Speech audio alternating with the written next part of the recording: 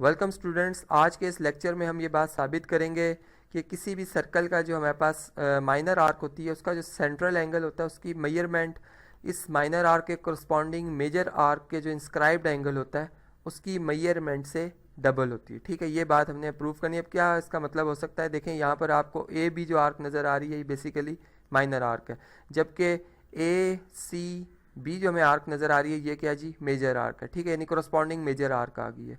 तो अब जो माइनर आर्क का सेंट्रल एंगल बन रहा है, ठीक है, जो कि ओ वर्टेक्स पे है, ए ओ बी, ये एंगल अगर फर्ज करें 80 डिग्री का होगा, तो अकॉर्डिंग टू दिस थ्योरम हम ये बात कर रहे हैं कि एंगल जो inscribed angle A C B होगा इसकी मेजरमेंट इसका हाफ होगी, यानी ये 40 डिग्री का होगा। ठीक है, प्लस यहाँ पर मैं एक और बात शामिल कर रहा हूँ कि हम ये बात जानते हैं कि किसी भी आर्क में जब हम इंस्क्राइब्ड एंगल बनाते हैं तो उसकी मेजरमेंट जो होती है वो बराबर होती है, यानी आप किसी भी तरह से इंस्क्राइब्ड एंगल बनाएंगे वो मेजरमेंट में बराबर रहेगा। तो इस तरह से फिर ये इंस्क्राइब्ड एंगल जो ए ई बी बनेगा ये भी 40 डिग्री का होगा, और inscribed angle A F B ये भी 40 डिग्री का होगा। बात समझ गए होंगे। अब हम इसको ज़रा थ्योरम के ज़रिए लॉजिकली प्रूव करते हैं। यहाँ पर मैंने एक सर्कल ड्रॉ किया है, ठीक है, और इसमें भी ये हमारे पास जो पी क्यू आर्क है ये जी माइनर आर्क है। ठीक है, इसके करस्पॉन्डिंग जो आपको ऑरेंज कलर में आर्क नज़र आ रही है पी ए क्यू, ये हमारे पास बेसिकली क्या है जी मेजर आर्क है। ठीक है, और हमने ये प्रूव करना है रिजल्ट के एंगल जो पी ओ क्यू है इसकी मेजरमेंट डबल है किस एंगल से, ए बी क्यू एंगल से, sorry P A Q angle से। ठीक है, अभी हम कैसे प्रूव कर सकते हैं, इसके लिए मैंने यहाँ पर कंस्ट्रक्शन किया है, और कंस्ट्रक्शन ये किया कि मैंने डायमीटर ड्रा किया है जो कि इंस्क्राइब्ड एंगल जिस जगह पर, यानी जो आपके पास मेजर आर्क का इंस्क्राइब्ड एंगल का वर्टेक्स है, ए वर्टेक्स है, वहीं से मैंने डायमीटर जो है वो लाइन ड्रॉ की है, लाइन सेगमेंट। ठीक है, जो कि सेंटर से पास होती हुई यहाँ पर मुकम्मल हो रही है बी पॉइंट के ऊपर। ठीक है, तो ये ए बी हमारे पास क्या जी डायमीटर है। ठीक है, मैंने यहाँ पर नोट कर दिया इसको। साथ ही सेंटर ऑफ द सर्कल हम देख रहे हैं।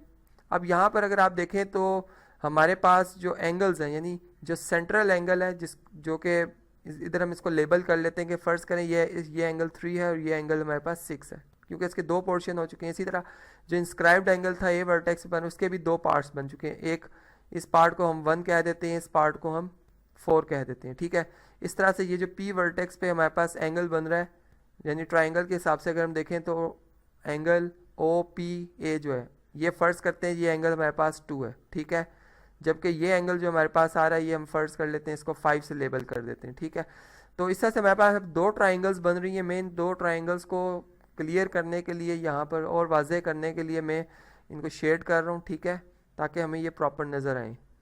अब आप देख सकते हैं कि यहाँ पर हमारे पास, बल्कि इसमें कलर थोड़ा सा डार्क में यूज़ करता हूँ। ठीक है, ये कलर ज़रा डार्क में ज़्यादा प्रॉपर हमें नंबर्स नज़र आएंगे। ठीक है, अगर आप ये देखें तो अब ये हमारे पास ये दो ट्राइंगल्स बाकायदा यहाँ पे बनी हुई नज़र आ रही हैं। ठीक है, सेंटर ये था ओ, ठीक है, इसको मैं ओ से रिप्रेजेंट कर रहा हूँ। तो अब इसमें आप ये बात जानते हैं कि सेंटर से लेकर सर्कल की बाउंड्री तक का जो डिस्टेंस होता है वो बेसिकली हमारे पास क्या होता है जी रेडियस होता है। इसी तरह यहाँ पे अगर इस ट्राइंगल को, जो कि आपको ग्रे कलर में नज़र आ रही है, इसमें ओ से पी डिस्टेंस, ओ से ए डिस्टेंस कॉन्ग्रेंट होगा, क्योंकि ये रेडियाई ऑफ द सर्कल है। ठीक है, और अब ये एक ट्राइंगल को भी रिप्रेजेंट कर रहे हैं यहाँ पर। अब इस ट्राइंगल की यहाँ पर हम ये कह रहे हैं कि ये दो साइड्स जो हैं आपस में एडजेसेंट साइड्स कॉन्ग्रेंट है, तो फिर इनके ऑपोजिट जो एंगल होगा, यानी एंगल 2 और एंगल 1, ये भी आपस में क्या हो जाएंगे जी कॉन्ग्रेंट हो जाएंगे। तो यहाँ मैं लिख रहा हूँ कि मेजर एंगल 1 और मेजर एंगल 2 जो हमारे पास आ रहे हैं ये कॉन्ग्रेंट है। ठीक है, अगर आप देखें तो एंगल जो 3 हमारे पास है वो बेसिकली इनका एक्सटीरियर एंगल है। ठीक है, इस ट्राइंगल का जो कि आपको ग्रे कलर में नज़र आ रही है इसका एक्सटीरियर एंगल है। तो हम ये बात जानते हैं कि एक्सटीरियर एंगल जो होता है किसी भी ट्राइंगल का एक्सटीरियर एंगल वो बराबर होता है नॉन एडजेसेंट इंटीरियर एंगल के सम के बराबर, यानी मेजर एंगल 1 और मेजर एंगल 2 जो है ये फिर इनकी मेजरमेंट जो है वो एग्जैक्ट बराबर होगी किसके जी मेजर एंगल 3 के। ठीक है, ये बात क्लियर होगी। इसी तरह से सेम अगर हम इस ट्राइंगल को, जो कि आपको यहाँ पर नज़र आ रही है, ठीक है, ब्राउन कलर में, तो इसमें हम हमारे पास जो ओ से लेकर यानी सेंटर से लेकर क्यू तक डिस्टेंस है ये रेडियल है, रेडियस सेगमेंट है, यानी रेडियल सेगमेंट है। और इसी तरह ओ से लेकर ए तक ये भी हमारे पास रेडियस है, ये भी कॉन्ग्रेंट है।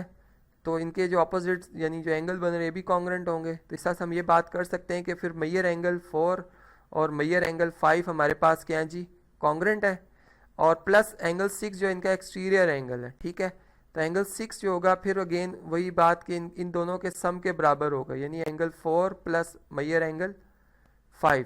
ठीक है, तो ये इस तरह से अब हम अगर यहाँ से देखें तो हमने ये बात यहाँ से बिल्कुल यानी क्लियर कर दी है कि हमारे पास चूंकि हमने एंगल 3 का एंगल 1 से रिलेशन लेके आना है। ठीक है, तो एंगल 1 और एंगल 2 आपस में बराबर है, तो यहाँ पर हम ये बात कर सकते हैं कि मैयर एंगल 3 जो है वो मैयर एंगल 1 प्लस यहाँ पे मैयर एंगल 2 की जगह मैं इसकी मेजरमेंट ऑफ एंगल 1 भी लिख सकता हूँ। ठीक है, और जो कि 2 टाइम्स यानी ऐड होके 2 टाइम्स ऑफ मैयर एंगल 1 हो जाएगी। ठीक है, ये बात समझ गए होंगे, इसे हम इक्वेशन नंबर 1 कह देते हैं। इसी तरह अगर यहाँ पे आप देखें तो मैयर एंगल जो हमारे पास हमने 6 का 4 से रिलेशन लाना है, तो मैयर एंगल 4 को मैं एज इट इज़ रहने दूंगा। ठीक है, यहाँ पे बल्कि एंगल का सिंबल भी लगा देते हैं, और इसमें मैयर एंगल 5 की जगह मैं मैयर एंगल 4 लिख दूंगा, क्योंकि ऊपर हम प्रूव करके आए बराबर है। तो इस तरह से मैयर एंगल 6 जो है वो 2 टाइम्स ऑफ मैयर एंगल 4 यहाँ पे हम साबित कर रहे हैं। ठीक है, तो अगर आप इन दोनों इक्वेशंस को ऐड करते हैं, ठीक है, तो यहाँ से हम ये बात देख रहे हैं कि मैयर एंगल 3, ठीक है, यहाँ थोड़ा सा इसको डाउन करते हैं, स्क्रीन को सामने लेके आते हैं, तो यहाँ पे हम ये बात करें कि मैयर एंगल 3 और मैयर एंगल 6 यानी दोनों हमारे पास जो लेफ्ट साइड्स हैं 1 और 2 की, इनको ऐड किया जाए तो राइट्स भी ऐड हो जाएंगी।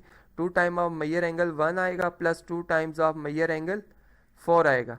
तो अगर आप बाय डायग्राम देखें तो यहाँ पर बिल्कुल ये बात क्लियर हो रही है कि मैयर एंगल 3 और 6 का जो सम है वो basically major angle P O Q बनता है, यानी central angle of minor arc बनता है। जबकि 2 अगर इनमें से कॉमन ले लिया जाए तो Maihar angle 1 plus Maihar angle 4 आता है, जो कि एंगल हमारे पास बनता है जी पी ए क्यू। ठीक है, जो बिल्कुल यहाँ से क्लियर हो जाता है कि हमारे पास जो central angle of minor arc है वो 2 times of the measurement of inscribed angle of corresponding major arc होगा। ठीक है, तो ये बिल्कुल थ्योरम यहाँ पर प्रूफ हो जाता है।